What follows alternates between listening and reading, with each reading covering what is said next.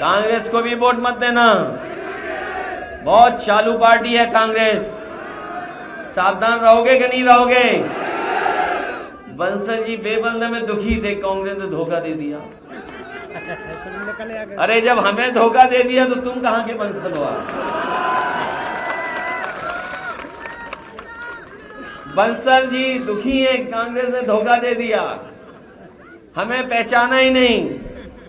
अरे भाई, जिनकी उम्र 80 साल हो कैसे पहचाने? कार्यक्रम के बाद न बीजेपी सो पाएगी न कांग्रेस सो पाएगी, और अभी हम लोग भी जगते हुए जाएंगे। हम लोग नहीं सोएंगे न उन्हें सोने देंगे जब तक साइकिल यहाँ पर बिछ कर गिर जाएगी। आइए और मदद करिए। अच्छा किया कांग्रेस ने, पहले हमसे दूर हो गए, नहीं तो कई हमारे साथी नॉमिनेशन ही नहीं कर पाते। सोचो अगर ये साजिश हो जाती कि कुछ दिन और हम इंतजार करते तो हमारे कई समाजवादी साथी नॉमिनेशन ही नहीं कर पाते, क्योंकि उन्हें ये भरोसा था कि साथ मिलकर लड़ रहे हैं, इंडिया गठबंधन लड़ रहा है, पीडीए हमारी एक रणनीति के तहत हम काम करेंगे। कि दो लोगों के बीच में राजनीति चल रही है, कभी बीजेपी कभी कांग्रेस तो कभी बीजेपी। मैं आप लोगों से कहना चाहता हूं, जिन जिन प्रदेशों में किसानों की ताकत, गरीबों की ताकत, पिछड़े दलित आदिवासियों की ताकत एक हो गई है, वहां भारतीय जनता पार्टी का सफाया हो गया, कांग्रेस पार्टी का सफाया हो गया। अगर हम लोग चुनाव में आए हैं, हम लोग इसी तरह आपके बीच में रह करके बीजेपी और कांग्रेस के बीच में अगर कोई विकल्प के रूप में पार्टी तैयार होने जा रही है तो वो आपके आशीर्वाद से समाजवादी पार्टी।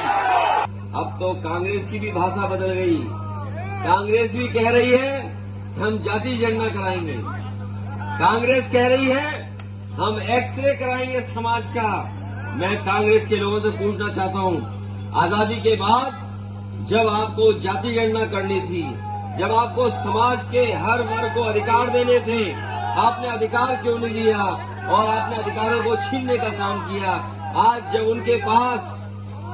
उनके पास कोई रास्ता नहीं बचा है तो कांग्रेस पार्टी में भी चमत्कार हो गया है और वो कह रहे हैं कि हम जाति जनगणना कराएंगे। नेताजी शरद यादव जी, आदरणीय लालू प्रसाद यादव जी और दक्षिण के सभी नेताओं ने ये मांग की थी कि जाति जनगणना हो, लेकिन कांग्रेस पार्टी ने जाति जनगणना नहीं की। आज वही दल ये कह रहा है कि सामाजिक न्याय और समाज का एक्सरे होना चाहिए। कितना बड़ा चमत्कार हुआ है कि जिस पार्टी ने कभी जाति जनगणना नहीं की, रोकने का काम किया था 1931 के बाद, वही दल आज कह रहा है कि समाज का एक्सरे होना चाहिए। ये वो मध्य प्रदेश है जहां कभी बीजेपी कभी कांग्रेस और विकल्प के रूप में कोई तीसरी पार्टी नहीं बनी, लेकिन जिस तरह की संभावनाएं दिख रही हैं, मैं आपको भरोसा दिलाता हूं आप मदद करना, सहयोग करना, तीसरे विकल्प के रूप में समाजवादी पार्टी मध्य प्रदेश में काम करने। मुझे याद है वो दिन सबसे पहले समाजवादी पार्टी ने अपने इकलौते विधायक का समर्थन दिया, उसके बाद दूसरे दल का समर्थन मिला और उसके बाद गवर्नर ने बुला करके कांग्रेस की सरकार मध्य प्रदेश में बनाने का मौका दिया। मैं आज दावे के साथ कह सकता हूं, अगर समाजवादियों ने उस समय समर्थन नहीं दिया होता तो पहले कांग्रेस की सरकार नहीं बनती।